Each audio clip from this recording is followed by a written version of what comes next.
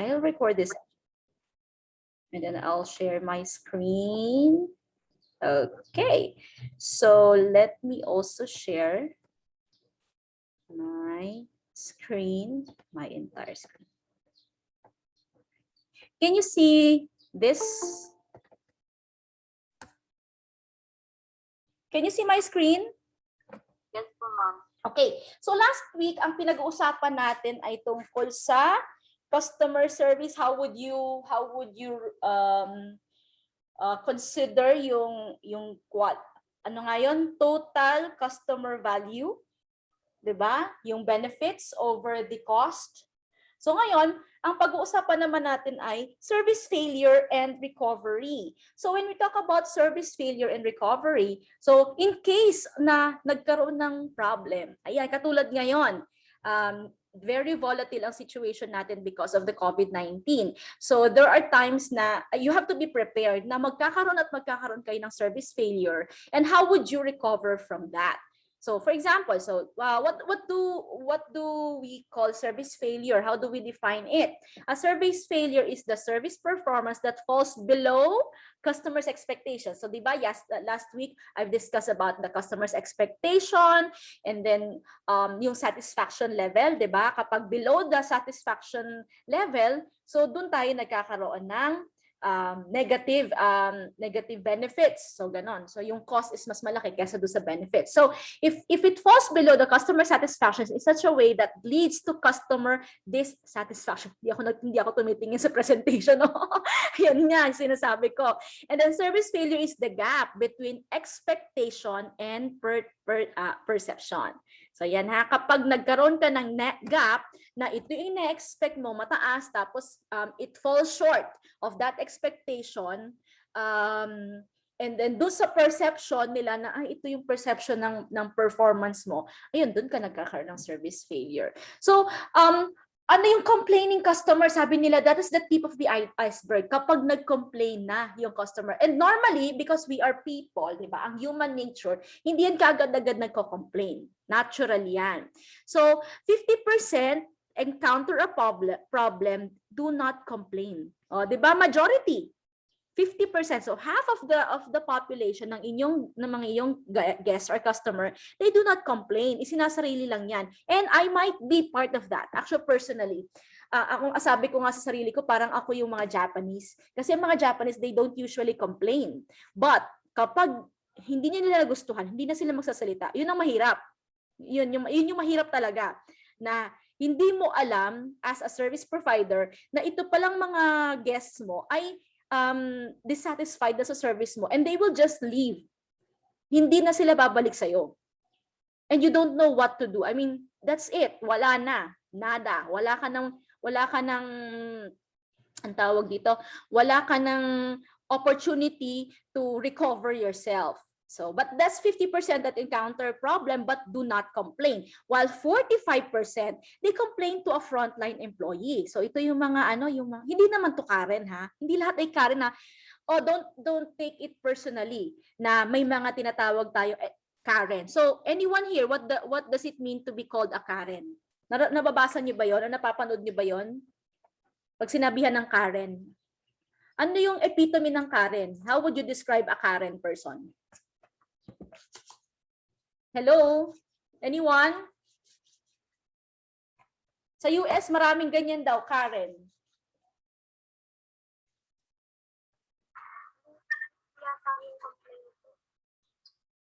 Yung yung mahilig mag-complain, yung pupunta dun sa, tawagin mo ang ano mo. Di ba? Pupunta si Karen dun sa frontliner. Tawagin mo ang iyong manager. Blah, blah, blah, blah, blah, blah. Oh, yan, ganon. So, yun yung yan yung 45%. Sila yung usually nagko-complain doon sa frontliner. And most of the time, lalo na kapag kayo ay nagsimula sa industriya natin, you will become a frontliner, right? Kayo nasa front office, kayo madalas makikita. Kayo ang madalas makaka-experience ng mga complaints. And there are 45% of people that go directly to the frontliners to complain. While 1 to 5% naman, sila naman yung they complain to the management or company headquarters. Hindi sila makikipag-usap sa'yo, pero susulat sila directly to your management. This is what I've experienced. And most of the time, syempre, ito yung mga medyo VIP. Ito yung mga VIP na hindi mo alam na meron na pala silang dissatisfaction do sa service mo, and then they will directly call out the attention of your management through their means, kung ano man yung means na available. Let's say tawagan nila, baka kakilala nila yung management, di ba? Most of the time ganun, no? Kakilala na yung management, or they will their company will directly make a letter, forge a letter addressed to your company to complain. Okay? Now, ano yung mga service failure and customer complaints? We have some of this, parang sample nito, mechanical complaint. O, diba? May mga, yung wifi, yung aircon, yan. Service complaint. Naku, hindi man lang gumingiti yung front office person ninyo, ganyan. Behavioral complaint. Hindi pala to, behavioral complaint yan. Yung parang feeling nung guest ay ang taray-taray naman ito. Yan. Pag sinabi natin service complaint, sila mismo, for example, ay yung room ko hindi masyadong malinis. O, ganon. Or madumi pa yung sink, may naiwang mumu, mga ganon. Time complaint. Naku po ang tagal-tagal, sobra. Ang tagal-tagal na namin naghihintay dito. Akala ko 2 o'clock ang check-in. Bakit 2:30 na? Wala pa rin. Diba? Wala pa rin kaming room. Diba yan yung mga usual na complaints na na-experience niyo? Process complaint. Ito naman, medyo sa level na to ng mga corporate accounts, usually sa mga corporate accounts, no. Diba? For example, your corporate account is having a meeting in your venue. Tapos, naku, ang dami naman mga proseso, ang dami ng mga checheboretse ng hotel ninyo. Sa ibang hotel, madali lang naman to eh. Parang 3 steps lang. Baka sa inyo, 5 steps. Parang ganon. Ang dami yung mga requirements. Di ba? So, not to fulfill promises. So, for example, yung sales ninyo. Sinabi doon ng sales ninyo na, ay, may complimentary breakfast po tayo. Only to find out, yung palang pagdating doon sa check-in, walang complimentary breakfast. We have to pay for the breakfast. And how much would the breakfast cost? It's about 1,200 pesos. It's so expensive. Blah, blah, blah, blah. Diba? And then, follow consumers. Actually, ang isa sa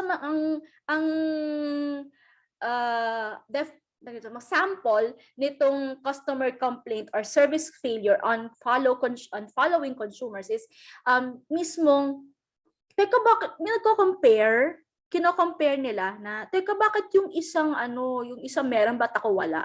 Yan. And itong service environment, medyo mahirap to. Kasi doon sa service environment, ito yung kung ano yung merong facilities kayo.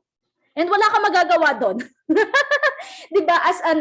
As a frontliner, most of the time, as a frontliner, ikaw talaga yung mabubuntunan na kunwari ang ambience, medyo maingay. May mga bata dyan or may isang buong pamilya tapos nag-happy birthday to you, tapos magko-complain sa'yo yung isang guest na ang ingay-ingay naman ng grupo na yun. Teka, wait lang, wala kang magawa doon. It's beyond you, pero you have to apologize.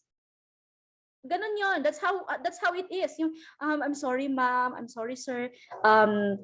Please bear with us kasi po may ganyan-ganyan. And then, pagkapunta mo naman doon sa grupo na maingay, alam mo yun, meron ding dapat very polite din yung approach mo. Kasi hi ma'am, sorry, ma'am, sir, sorry po, baka po pwede po natin na medyo ibaba po yung yung kasayahan natin kasi po meron po may mga guests po na medyo naiingayan po ng kaunti. Yan, sige. Kasi kapag ang approach mo is, ay ma'am, pakiano naman po, kahit nagpakiano ka na, nasa delivery. Yan. It's really on the delivery on how to handle those complaints. Kasi this is beyond you. And alam mo yun, yung dynamics ng mga guests, ng mga customers na ina-handle mo, you have to really be careful on the delivery of your message. Okay. My question before I proceed? Question? Wala? Are you still with me? Okay, sige. Next. Okay. So what are the customer responses to service failure? So, isa, yung informal dissatisfaction. Usually yung i-call out yung front office, frontliner, yung waiter, sabi niya, ay naku, nakakainis, ganyan. Bakit ganyan? So that's an informal dissatisfaction. Meron namang to table the complaints formally, ibig sabihin, as in talagang nagsusulat siya. Pwedeng sa Facebook ninyo, or mag-send sa email, mga ganon, or magsulat, as in sinusulat talaga, written complaint. And then, yung iba, they spread negative words. Ito yung mahirap. Paglabas na nila ng facility mo, magsasabi na sila. And may mga times, alam niyo yung TripAdvisor? Do you know TripAdvisor? Hello? Anyone from the class? Do you know TripAdvisor?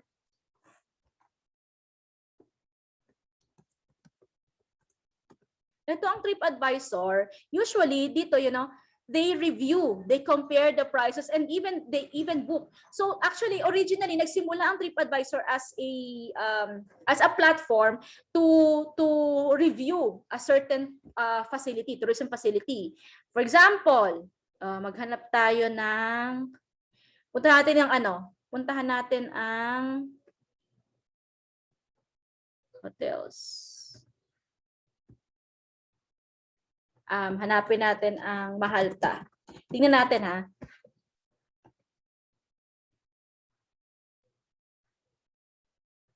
Yan. Dito mo makikita yung mga comments nila, and sometimes may mga teka. Ba yan? Punta natin si Mahalta Resorts and Conventions. Saan na yun? Bulalo. Nasaan na yun?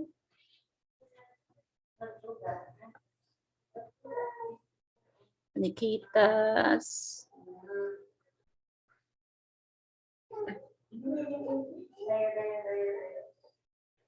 Ba't nawala?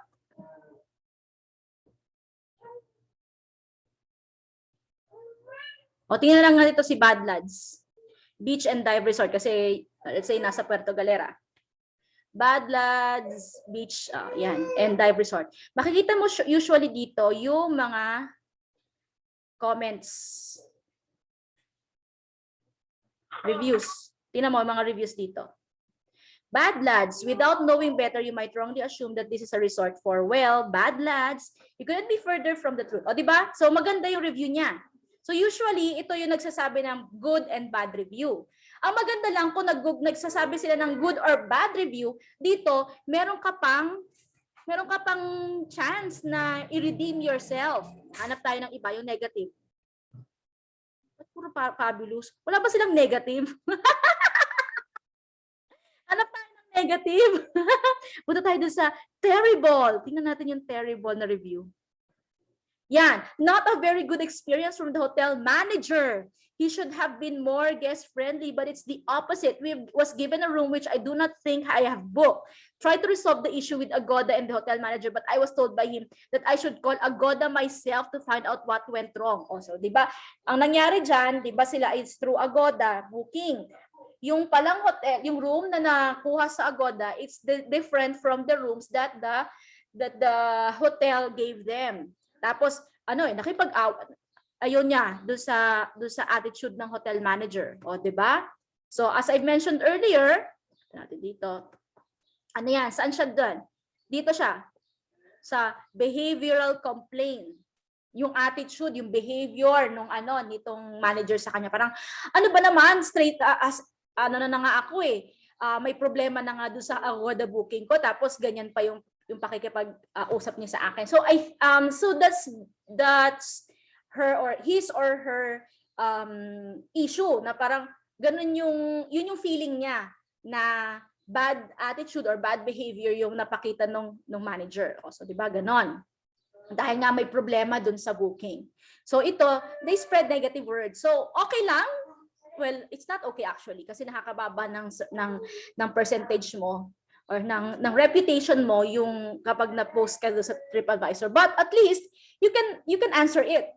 Pwedeng mag-respond si si hotel manager ng Bad Lads na, ma'am, ganito naman po yung situation, ganito po yung nangyari, ganyan, ganyan. But, wala kang magagawa kung nag-spread sila ng negative words and wala kang alam. Hindi mo alam na sinasabi na pala ng guest mo na, ay, pangit dyan, ayoko dyan, huwag kayong pumunta dyan. And another third party action naman is, merong parang sinabihan siya, may sinabihan itong guest and nakilala siya. Tapos another personality or isang organization na magsabi na, ay nako, itong hotel na to or itong resort na to, hindi maganda ang serbisyo nila. Ganon. Okay? For a while, dear ha. Daniel, can you please give it to Dato? Bigay mo kay Dato. Dito sa kabila. Nasa si Dato sa kabila? Nandito, Daniel, nandito sa kabilang side. He's here. Okay, so these are the types of complainers. We have passive customers. So parang masama ang loob nila, pangit, na-feel nila na pangit yung service nila, they are dissatisfied, pero hindi sila nag-voice out. Meron namang yung voicers. Yung, parang sinasabi lang, ay nakakainis naman. Meron yung irates. Ito yung talagang, actually, ito yung mga, irates, ito yung mga sinasabi natin, Karen. Yung talagang irritable, yung ganon. Yung nagwawaras, yung parang pag nag-complain siya. 'Di ba? Yung voicers, yan yung pupunta dun sa harap mo, kakausapin ka na may dear, kasi may problem, ganito ganyan. O, 'di ba? I-voice out nila. Pero mostly in a polite way. Pag irates, ito yung parang Karen talaga. Yung tipong mahihiya yung mga tao sa paligid niya para sa kanya. Kasi nag-uhramentado siya. Yan. And then yung mga activists naman, ito talaga yung it's beyond the situation. Yung at the end, siya talaga yung magka-campaign. Ika-campaign na i-boycott ka. Huwag kayong pumunta diyan sa hotel na yan. Huwag kayong pumunta diyan sa resort na yan. So these are the activists. So these are the types of complainers: passive customers, voicers, irates, and activists. And most of the time, you will encounter these complainers. Okay? At lagi makaka-encounter kayo dyan. So how would you do service recovery? So service recovery refers to the actions taken by a firm, in your case kung hotel ka or resort, in response to a service failure. Remember, pag sinabi natin service failure, hindi ibig sabihin na talagang nag-fail kayo yung serbisyo nyo as a whole. There are times na miscommunication. Ganun na nangyari. There are times na it's beyond you. But since you are there, it's still considered as a service failure. Malinaw? So don't take it personally. Huwag kayong mainis na magagalit na, teka, di ko naman talaga kasalanan yun eh. No. So kahit hindi mo kasalanan or hindi kasalanan ng company ninyo, and there are times na it's beyond you, it's, let's say, yung third party. In this case, yung pinakita ko sa inyo, Agoda booking. May problema sa Agoda. Pero ikaw yung nandoon, ikaw yung hotel manager na mapagko-complainan, wala kang magagawa just because ikaw yung napag-abutan. So you just have to be to work it out. Handle it graciously. Okay, so yun yung tinatawag nating service recovery. So ito yung mga strategies, no? So we have so dalawa yan. You fix the customer and you fix the problem. So pag sinabi nating fix recover, so guarantee the service offering. So ito yung gusto natin, magkaroon tayo ng excellent service recovery. Joyce, pakipunta naman sa kabila, dear. Masyado maingay. Nakakarinig sila ng mga students ko, please. Thank you. So, kapag yung customer, sa totoo lang, dear, unahin ninyo yung customer. Bago yung problema, yung customer muna. Yan ang first response nyo dapat. You have to respond quickly, i-address nyo kaagad. Ano po bang problema? Provide appropriate communication. As I mentioned earlier, dapat malinaw talaga yung communication, yung delivery of your message. Kasi kahit pa maganda yung sinasabi mo, but the way you say it is like condescending. Pag sinabi natin condescending, yung parang hindi naman ako yung mali eh. Yung nararamdaman nila sa boses mo, nararamdaman nila sa non-verbal agreement mo, non-verbal nuances, yung mga sa mata mo, yung ikot ng mukha mo, ganyan, yung kamay mo, mapapansin nila yan, mararamdaman nila yon. So you have to provide appropriate communication kung anong klaseng complaint yan. And you have to treat customers fairly, and you have to cultivate relationships with your customer. So for example, ma'am, pasensya na po. Ma'am, ano po bang problem natin? Oh. That is different dun sa, ma'am, ano po bang problem natin? The same yung message. Pero the way of delivery is different. And then how you say it. Paano yung mukha mo? Ma'am, pasensya na po. Bakit po ba? Ano po bang problema natin? Ganun po ba? Sige po, ano po ba yung mga ano po ba yung mga experience ninyo, ganyan. And how can I help you po? You have to be firm, but nandun yung parang ipapa-feel mo din dun sa customer mo that you are on top of it. Pag sinabing you are on top of it, I can help you. Ganon. Kasi ganito yan. Ganun po ba? Kasi ganito po yung situation. Ganito. You educate them. Pero yung paraan ng pag-educate mo sa kanila ay hindi yung condescending again na teka, hindi naman kaming mali eh. May mali ka na pag-intindi. Wag ganon. Kahit at the back of your mind, alam mo na mali si customer, there are times na gano'n May mga times na talagang mali naman yung service niyo, but there are times na yung customer talaga yung mali. You don't have to, you should not press to the customer na mali siya. Kasi lalong mag-a-irate yan, lalong magagalit yan. Okay? And then, pagka nahimasmasa na si customer, na nakuha mo na yung loob niya, saka mo fix na yung problem. So you encourage and track your complaints and then learn from recovery experiences. So paano mo gagawin yon? You should really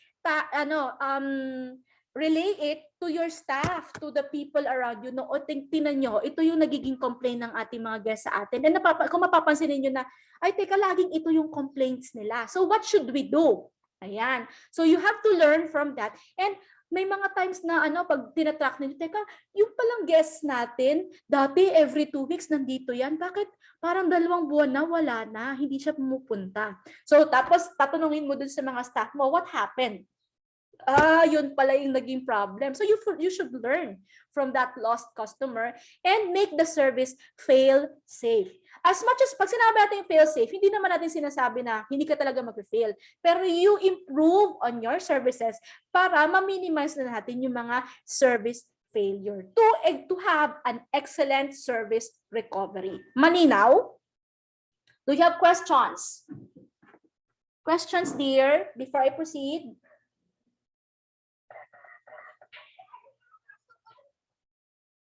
Okay, so kung wala ng questions, let's move on to the next, dear. Wag ka dyan, dear. Fixing the customer. No, para fixing yung Yes, of course, yung fixing the relationship with your customer. So when customers take the time to complain, they generally have high expectations. Kasi nga nag-complain na sila eh. So ina-expect nila na kung ano yung kino-complain nila, mas-resolve.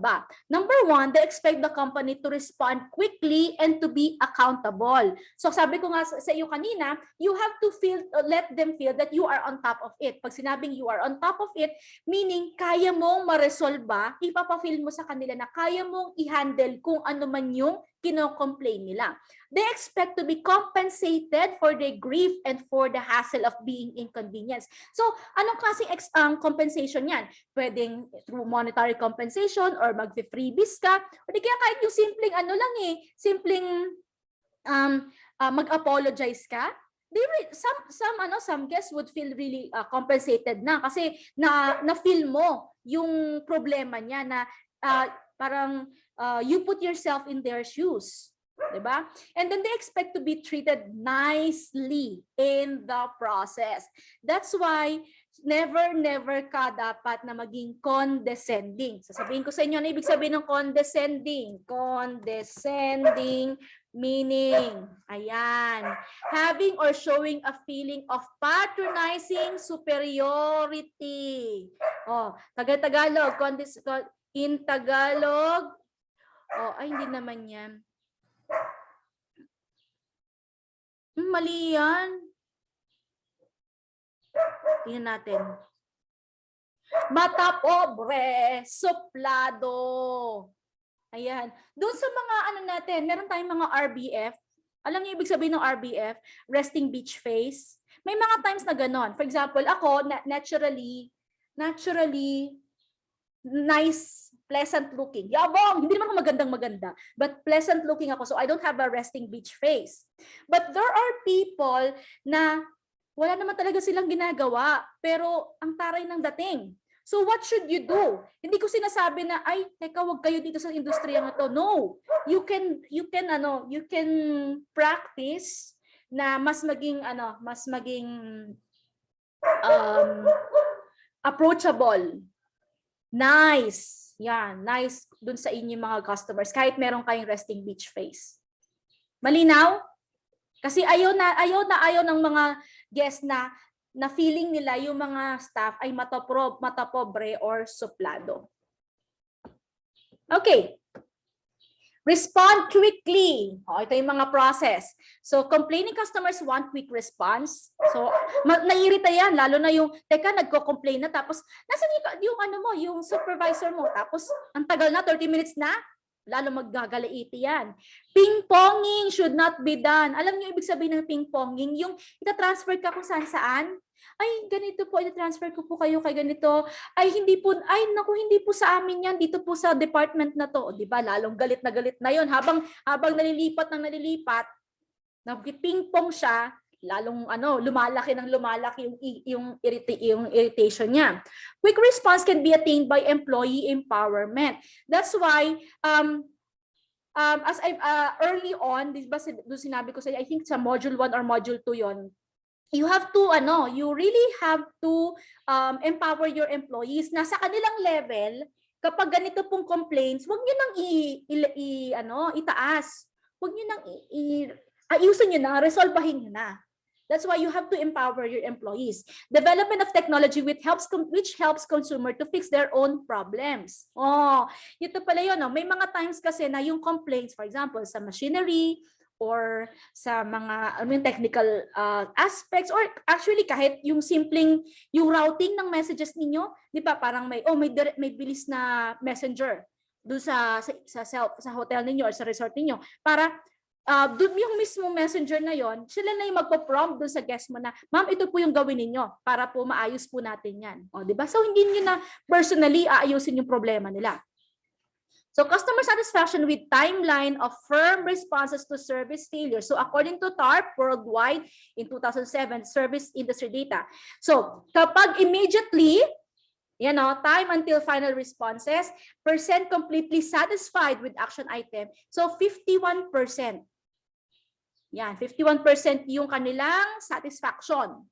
Kasi na-address mo kaagad immediately. Now, within 24 hours, yan, 13% time until final response. So 13% nagsabi, within 24 hours, 55%.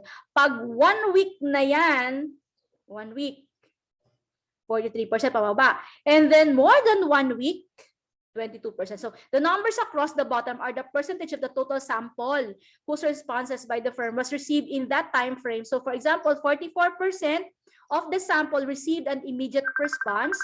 Tapos, of that group, 51% were completely satisfied with the response. Okay, ganon nangyari dyan. But okay, punta ka dun.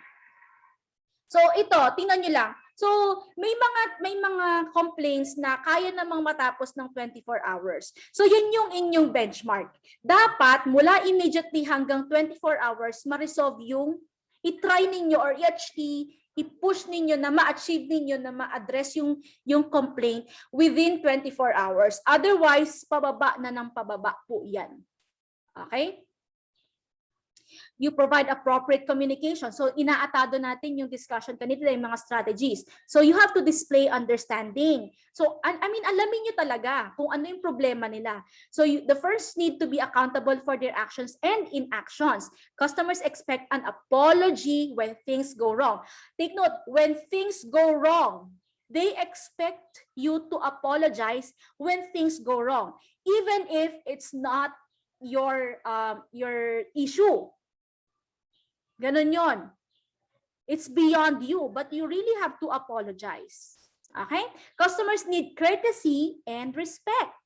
And customers want to know what company is going to do to prevent problem from occurring again. Kasi gusto nila na na-assure yung mga guests na na hindi na mangyayari ulit ito. Hindi na lang sa kanila at sa mga susunod pa. Supply adequate explanation. So customers try to understand why failure has occurred. So bakit nangyari to? Ano bang meron sa proseso niyo? Ba't nagkaganyan yan? Explanations diffuse negative reactions. Kapag naipa-explain mo sa kanila, ma'am, kasi ganito po yung situation. Pagpasensyahan niyo na po kasi medyo marami po tayong guests ngayon. So we really have to to minimize the contact of our staff dun sa inyo kasi nga po meron po tayong COVID, ganyan. So, 'di ba, kapag na-explain mo yung ng maayos yung situation, mas alam mo yan paunti-unti bumababa yung negative reaction ng ating complainants, and they convey respect for the customer. Kasi nga, bakit you convey respect? Kasi nga ipinapaliwanag mo sa kanila. So, you respect your customer na baka sila nagko-complain, and you tell them na, ma'am, ito po, pagpasensyahan niyo na po. Ito po kasi po yung situation. And explanation should have two characteristics. Number one, content of the explanation should be accurate. Huwag kang magsasabi ng mali na may pinagtatakpan ka lang. There are times na mag-white lie tayo. Yes, it happens. But as much as possible, huwag kang magsasabi ng lie. Ano tagal sa lie? Ng hindi totoo. May mga times na kailangan mong itago, may maitatago kang mga information, hindi mo siya i-disclose, but certain level of information i-disclose mo para lang ma-assure yung guests na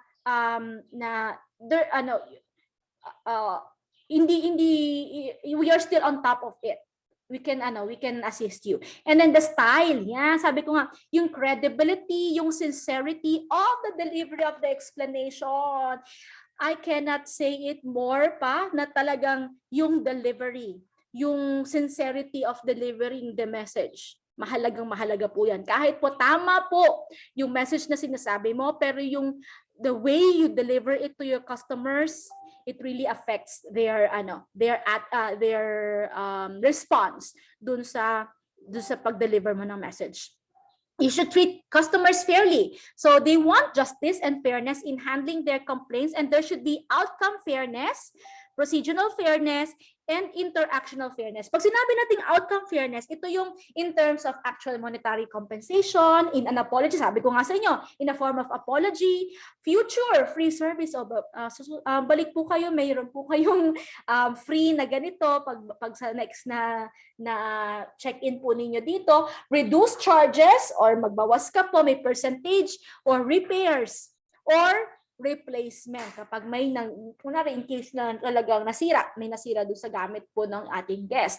Procedural fairness naman in terms of policies, rules, and timeliness of the complaint process. So, kayo mismo, in-address nyo kaagad yung complaints, in terms of the procedure and the process of how you do it. And then fair processes are characterized by clarity. Malinaw ba yung pag-address ninyo? Yung speed, mabilis ba? Okay, the absence of hassles, 'di ba? So hindi iniiwasan ninyo yung talagang ma-hassle pa sila. Nag-complain na nga sila tapos ma-hassle pa sila sa inyo. And then interactional fairness naman, the firms need to treat customers politely. Ayan, mahalaga po yan. With care and honesty during the service recovery process. Mapapansin niyo talagang paulit-ulit kong sinasabi to. You really have to be polite. Do not be condescending. Do not be matapobre. Do not be mataray.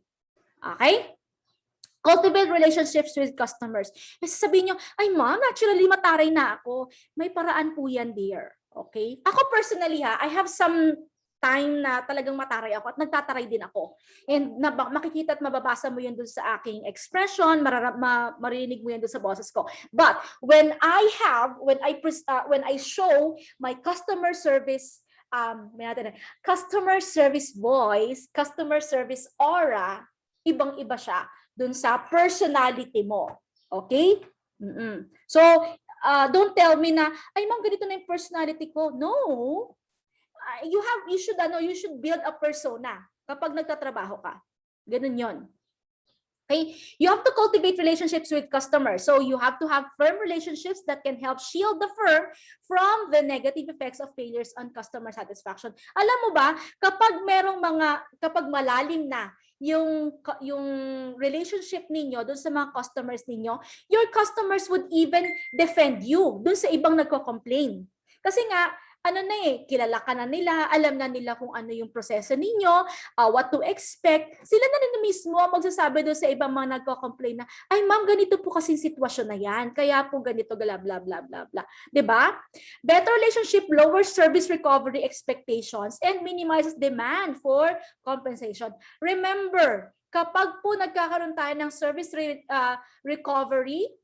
failure recovery, yan po ay may kaakibat na gastos. So, gastos sa time, dun sa tao mo, tapos yung pera, gagastusan nyo talaga. No, diba? Kaya, iniiwasan natin yun. So, you have to you build relationship with your customers. So, on fixing the problem, so on the others, tapos, diba, napansin niyo inuna natin muna yung customer. Unahin muna ang customer. And then, pagka at peace mo na siya, na-address mo na yung problem do sa na-address mo na yung issue ng customer, 'di ba? Punta tayo sa pag-fix ng problem. So after fixing the customer, as I mentioned earlier, unahin mo muna i-fix yung complainant natin, yung customer. The company should address the actual problem that created the poor service delivery in the first place. So ano yung mga strategies na pwede nating gawin? Number 1, you encourage and track complaints. So, dapat tinatrack nyo talaga yan. So, saan ba madalas nagko-complain? Ano ba yung mga madalas mag-complain? Mga anong klaseng tao ba yung madalas na magko-complain? Ano ba yung profile nila? Pinag-aaralan yan. Learn from recovery experiences. And then, kapag nalaman nyo na, ano yung mga dapat nyo matutunan? At ituturo mo yon. Learn from lost customers and making the service fail safe. O, di ba paulit-ulit natin sinasabi. Encourage and track complaints. So, paano natin gagawin yan? Toll-free call centers. O, kapag medyo malaki-laki na tayo, no? Mga email, social media, satisfaction survey, yung mga critical incident studies, and lost customer research to capture customer complaints. O yan. Ito medyo mas malalim na to, yung nagkaroon ka talaga ng critical incident studies and lost customer research. So meron tayong department dyan na pinag-aaralan. Bakit nawala ito? Nawala itong sa customer natin, hindi na siya bumabalik sa atin. Ay malaking account to. Yan. And learn from recovery experiences by tracking service recovery efforts and solutions. The managers can learn systematic problems. So, pwede mo kasing as a manager, di ba, alamin mo ano ba yung problema doon sa sistema and then you fix on it. Pwede kasing may problema yung sistema, aayusin yung mismo sistema or yung implementation ninyo ng sistema may problema or yung paglagay ninyo ng tao dun sa sistema. Hindi nagsuswak yung kakayanan ng mga tao dun sa sistema. So, aayusin ninyo. So, that would be your responsibility as a manager. And then, conducting root cause analysis. Ano ba yung root cause niyan? Saan ba nagsimula yung complaints na yan, yung problem na yan? Kaya nagkaroon ng complaints.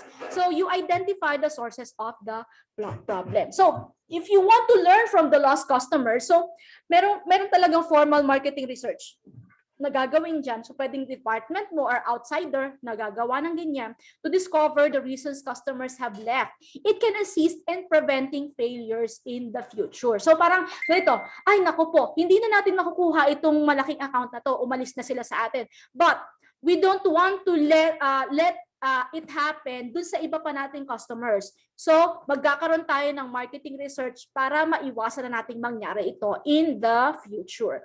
In-depth interview method can be used to collect information. So, yan mga, pag sinabi natin in-depth interview, talagang as in in-depth. kinakausap mo talaga yung mga customer mo. Ano ba yung mga usual na expectations nila? Bakit sila ano yung mga rason? Bakit sila magka-complain? Ganyan. And to make the service feel safe, you relate with reliability. Do it right the first time. As in talaga. As much as possible, hindi pwede na. Sa industriya po natin ay hindi pwede ang pwede na. Huwag ganon. Okay? Customers get what they want and minimizes the costs. Yan. POCA yokes need to be implemented to improve service reliability. Ano ibig sinabi natin POCA yokes? These are automatic warnings or controls in places to ensure that mistakes are not made. Ano mga sample dito? Kunwari itong sa restaurant.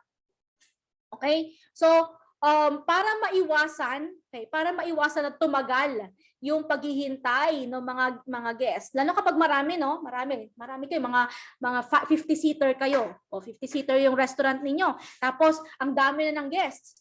Tapos meron kayong system na nag-15 minutes ng waiting yung isang table. Meron na nag-a-alarm sa inyo para ma-prompt yung ating kitchen na, oy kitchen, malapit na mag 15 minutes, ito pong table 4 ay wala pa pong food. O, di ba? So, yun yung mga tinatawag natin POCA yokes. Okay?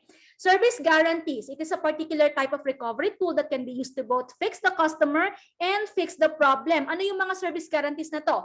It is a pledge or assurance that a product offered by a firm will perform as promised. And if not, then some form of reparation will be undertaken. So ito yung mga service guarantee. Usually, binibigay ito sa mga corporate accounts. When we talk about corporate accounts, ibig sabihin may kumpanya kayong account or kumpanya, yung isang buong kumpanya ang inyong kliyente. And then may service guarantee kayo na kapag may nangyaring ganitong situation, ay ma'am, na dun sa 10 room, may isa pong room doon na nagkasira.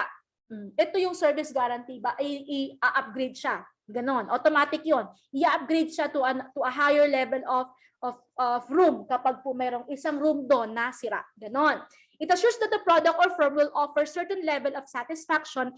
If not, firm will pay for the compensation. Okay? Ano yung mga characteristics ng isang effective guarantee? Number 1, unconditional.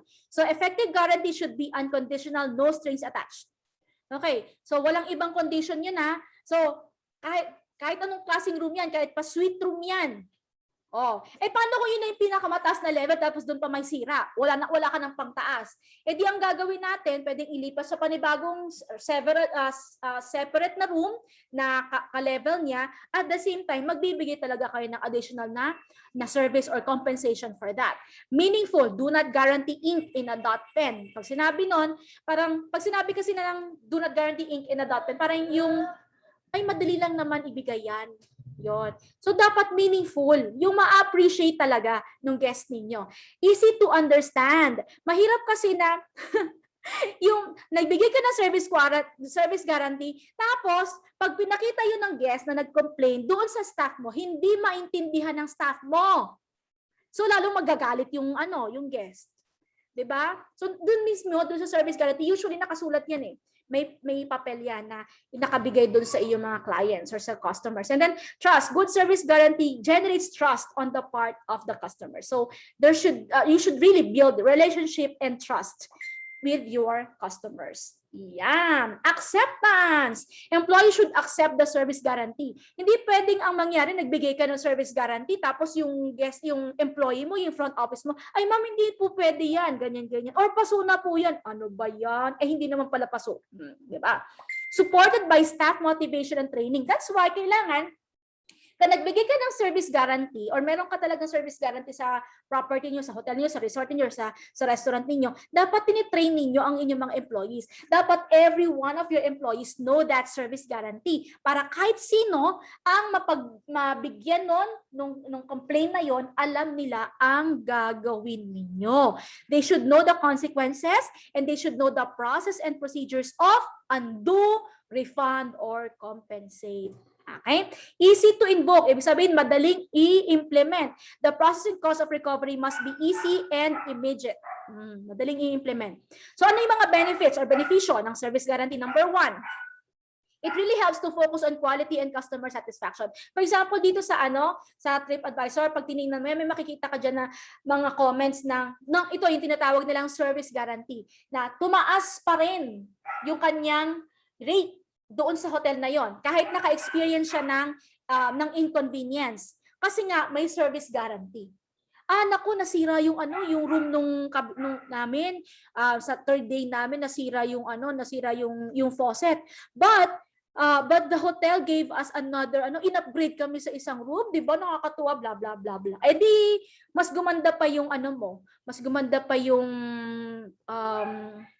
yung image mo. It's just that you really have to be prepared for that. As in, kasama talaga sa costing mo yon na possibly pag may nagkaroon ng service guarantee ka, pag nag-offer ka ng service guarantee, binabudgetan mo yan. It saves unnecessary cost. Kasi remember, habang pinakita ko sa inyo kanina, di ba, the more na ini-ignore ninyo yung mga complaints na yan, yung mga problema na yan, nagko-compound yan, at nawawala ang customers ninyo. Okay? It sets clear standards for employees. Dahil nga tinutrain nyo sila, ito yung dapat at hindi dapat nilang gawin, it will motivate staff to do the right the first time. Okay? It helps to generate record system kasi nga, 'di ba, may service guarantee ka, and control negative word of mouth publicity. Kasi sabi ko nga sa inyo dito sa TripAdvisor, kahit pa may nagkaroon ng negative experience, kung merong yung guest mo, kung merong service guarantee and you deliver it promptly, effectively, edi makakakuha ka pa rin ng positive word of mouth publicity, hindi negative. And it helps generate trust and confidence among customers. So babalik sila. Ganun pala kapag nagka-problema sa kanila, kaya nila palang i-handle. So ano yung mga types of service guarantee? Unconditional guarantee.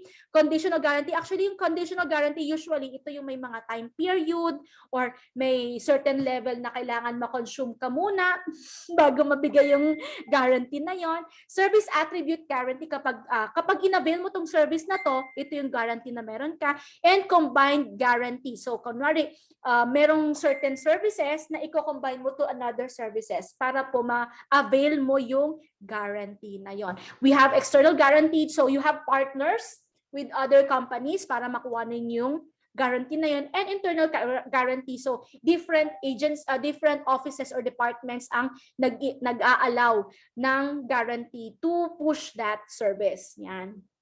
Kailan ginagamit ang guarantee? Service quality of the company. If the existing service quality in the company is poor, do not introduce guarantee. Bakit? Kayo po ay magagastusan at mababang karote. Kasi mag-a-avail sila ng service guarantee. So ayusin nyo muna. Gandaan nyo muna yung services, yung quality of services niyo bago kayo magbigay ng service quality, service guarantee rather. Company's image. If the company has high reputation, do not go for minor service guarantee. Mataas ang reputation mo tapos magbibigay ka ng service guarantee na kakapiranggot. So hindi siya comparable. Uncontrollable variables. If service quality depends on too many uncontrollable variables, do not introduce guarantee. Okay? Sabi ko nga sa inyo, katulad ngayon, COVID-19, may nagla-lockdown. O wag ka mag-guarantee na merong available na rooms or pwede ka magpapasok ng guest. Paano kung lockdown niya? Hindi lalang magagalit sa yung guest eh. Diba? Abuse. If chances of abuse of service guarantee by customer is high, do not introduce it. So pag napapansin niyo na teka parang inaabuso to ng mga guest putulin niyo na itong service guarantee na to kasi it really affects and it gives a negative connotation sa company ninyo. Cost. Look at the cost of guarantee cautiously. Sabi ko nga sa inyo, when you do as a guarantee benefit, dapat po may kasamang pera yan. May cost yan. I-allocate nyo yan. Pag nakita niyo na sobrang mahal yan, huwag nyo nang i-offer or maggumawa kayo ng ibang strategy. Customer perception of risk. If customer do not perceive risk, then guarantee is likely to produce little effectiveness. So kung wala namang feel, huwag ka na magbigay. Gastos lang din yan eh. And then check with customer. Offer guarantee should be competitive. Kaya nga mahalaga po yung nag-i-interview, may in-depth interview, nagre-research ka, alamin mo, ano ba talaga yung may impact doon sa guest. Ano ba yung mas gugustuhin ng mga guest? Ikaw nagbibigay ka ng free food, hindi pala yun ang gusto ng guest. Gusto pala nila ay free pool or free spa, o di ba? Mga ganon. Okay? Ito yung contact details nung gumawa ng PowerPoint presentation. Okay. Do you have questions? Questions from the group?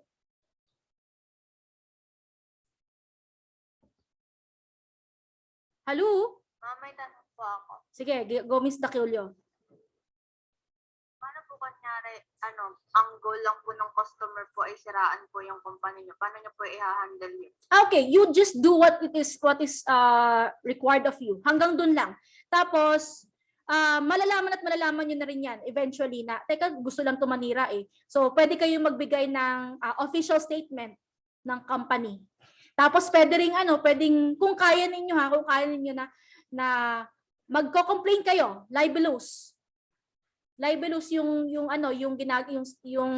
complaint nung guest na yon na ay hindi naman po totoo. Pwedeng ganun eh. Kasi tawag dito. Kayo na mismo ang sasampan siya ng kaso ng libel. 'Di ba? Na ito pong personality na to, itong grupo na to, they